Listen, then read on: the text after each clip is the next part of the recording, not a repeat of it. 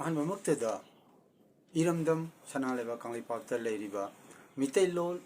ꯃꯤꯇꯩ ꯃꯌꯦꯛꯄꯨ ꯅꯨꯡꯁꯤꯖꯕ ꯄꯨꯝꯅꯃꯛꯄꯨ ꯏꯀꯥꯏ ꯈꯨꯝꯅꯕ ꯎꯆꯔꯤ ꯑꯃꯗꯤ ꯁꯅꯥꯂꯩꯕꯥꯛ ꯀꯪꯂꯩꯄꯥꯛ ꯃꯅꯤꯄꯨꯔ ꯑꯁꯤꯒꯤ ꯃꯄꯥꯟꯗ ꯂꯩꯈꯤꯕ ꯃꯤꯇꯩꯂꯣꯟ ꯃꯤꯇꯩ ꯃꯌꯦꯛꯄꯨ ꯅꯨꯡꯁꯤꯕꯤꯕ ꯈꯨꯗꯤꯡꯃꯛꯄꯨꯁꯨ ꯏꯀꯥꯏ ꯈꯨꯝꯅꯕ ꯎꯆꯔꯤ ꯆꯦꯅꯦꯜ ꯑꯁꯤꯒꯤ ꯃꯃꯤꯡꯅ ꯃꯅꯤꯄꯨꯔ ꯂꯦꯡꯒ꯭ꯋꯦꯖ ꯐꯤꯆꯔ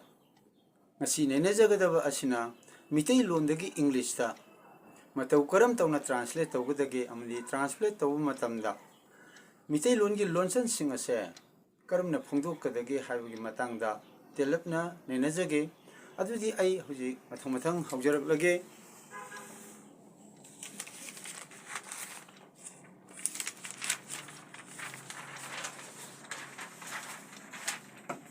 ꯁꯤꯗꯤ ꯌꯦꯡꯂꯨ ꯁꯦꯂꯦꯟ ꯅꯝꯕꯔ 11 ꯃꯤꯇꯩꯂꯣꯟꯗꯒꯤ ꯏꯪꯂꯤꯁꯇ ꯍꯟꯗꯣꯛꯄ ꯃꯤꯇꯩꯂꯣꯟ ꯇꯨ ꯏꯪꯂꯤꯁ ꯇꯣꯝꯕ ꯏꯁꯩ ꯑꯃ ꯁꯛꯏ ꯁꯤ ꯀꯔꯝꯅ ꯄꯥꯒꯗꯒꯦ ꯍꯥꯏꯕꯗ ꯏꯪꯂꯤꯁꯇ ꯏꯊꯣꯛꯄꯗ ꯕꯅꯥꯅꯤ ꯁ꯭ꯄꯦꯂꯤꯡꯅꯤ ꯇꯣꯝꯕ ꯏꯁꯩ ꯑꯃ ꯁꯛꯏ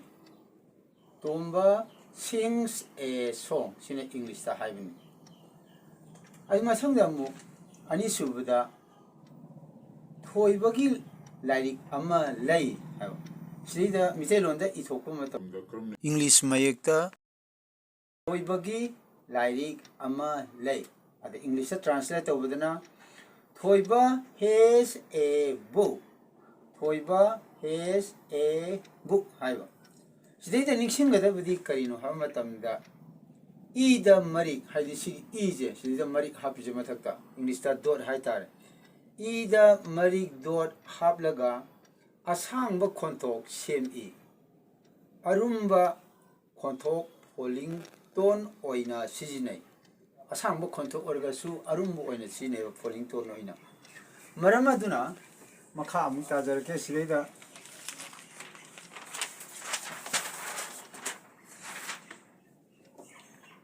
arumba inung yekni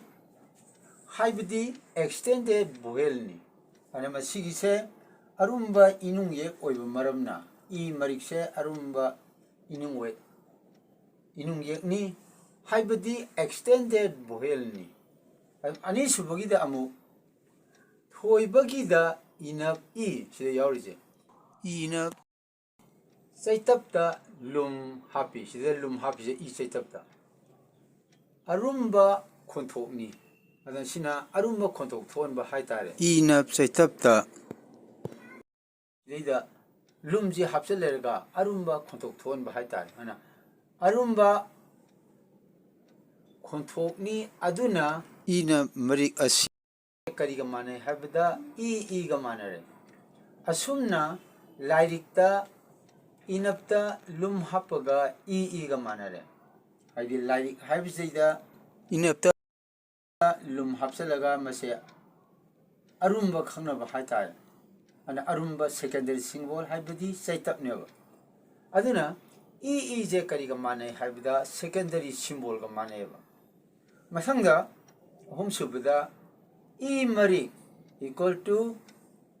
I the mathakta bar ma singe ana bar re khangnare masibu kari kauge haibida extended vowel sina extended vowel ni ada masangda amu mari subda equal to inung ye habsti inung ye ni siju inung ye ti oil mana extended vowel or extended or haitare ko I vowel hare sina inung ye che masang manga subda lonsum masang mayai waida singi je masina lonsum ni sina mapung mayek ni sina falling tone on sijinaba marik ni aduna lonsum sikama lonsum manare lonsum ani lonsum mana parni wahai paring ni adi wahai paring haibsi karino haibsi matang sida ngunai nazarge wahai kaya marumna punsillaga mapung phaba wahanto ama thohalabadi wahai sing ado wahai pareng kawi maramaduna masida hajarisi karino haibu matamda wahai kaya marumna punsillarga mapung phaba artha thon batarbadi aikoina wahai pareng kawi haibidi English ta hairaga sentence kawi ana ngasige asumna masang lesson kaya upload tawjirꯛꯈꯤꯒꯅꯤ tawjirꯛꯀꯗꯕ upload ꯇꯤ ꯃꯤꯇꯩꯂꯣꯟꯗꯒꯤ ꯏꯪꯂꯤꯁꯇ ꯀꯔꯝꯅ ꯍꯟꯗꯣꯛꯀꯗꯒꯦ ꯑꯃꯁꯨꯡ ꯍꯟꯗꯣꯛꯄ ꯃꯇꯝꯗ ꯁꯤꯖꯤꯟꯅꯔꯤꯕ ꯃꯌꯦꯛꯁꯤꯡ ꯑꯁꯤꯒꯤ ꯂꯣꯟꯆꯟꯁꯤꯡ ꯑꯁꯦ ꯀꯔꯝꯅ ꯇꯧꯕꯒꯦ ꯍꯥꯏꯕꯗꯨ ꯃꯊꯪ ꯂꯦꯞꯇꯅ ꯁꯟꯗꯣꯛꯆꯔꯛꯀꯅꯤ ꯆꯦꯅꯦꯜ ꯑꯁꯤꯒꯤ ꯃꯤꯡꯅ ꯃꯅꯤꯄꯨꯔ ꯂꯦꯡꯒ꯭ꯋꯦꯖ ꯐꯤꯆꯔ ꯆꯦꯅꯦꯜ ꯑꯁꯤꯗ ꯑꯇꯣꯞꯄ ꯀꯌꯥꯁꯨ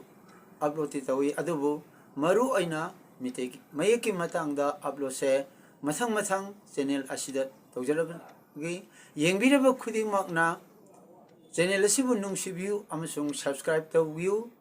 like ꯇꯧꯕꯤꯌꯨ ꯑꯃꯁꯨꯡ comment ꯄꯤꯕꯤꯔꯛꯎ ꯑꯋꯥꯠ ꯑꯄꯥ ꯍꯥꯏꯕꯤꯔꯛꯎ ꯃꯤꯇꯩꯂꯣꯟ ꯃꯤꯇꯩ ꯃꯌꯦꯛ ꯑꯁꯦ ꯆꯥꯎꯈꯠꯂꯝꯕꯗ ꯃꯌꯥꯝ ꯄꯨꯝꯅꯃꯛꯅ ꯌꯦꯡꯕꯤꯔꯕ ꯈꯨꯗꯤꯡꯃꯛꯅ ꯃꯇꯦꯡ ꯄꯥꯡꯕꯤꯌꯨ ꯄꯨꯝꯅꯃꯛꯄꯨ ꯏꯀꯥꯏ ꯈꯨꯝꯅꯖꯔꯤ ꯉꯁꯤꯒꯤꯗꯤ ꯃꯇꯥꯡ ꯑꯁꯤ ꯂꯣꯏꯁꯤꯟꯖꯔꯒꯦ ꯃꯊꯪꯒꯤ upload ꯇꯧꯕ ꯃꯇꯝꯗ ꯑꯩꯈꯣꯏ ꯄꯨꯟꯅ ꯎꯅꯃꯤꯟꯅꯁꯤ